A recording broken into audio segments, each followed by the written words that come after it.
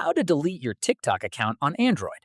This tutorial shows you how to permanently remove your account through the app's settings. First, open the TikTok app on your Android device. From there, tap on your profile at the bottom right, then tap the menu icon at the top right to open Settings and Privacy. After that, tap Accounts near the top of the settings page. At this point, scroll to the very bottom and tap Deactivate or Delete Account. Following this, select Delete Account Permanently from the options. From here, select a reason for leaving or tap Skip at the top right if you'd rather not choose one.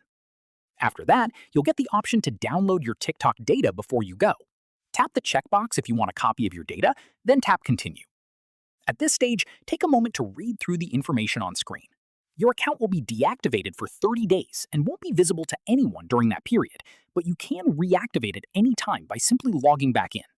Once the 30 days are up, your account and all associated data will be permanently deleted with no way to recover it.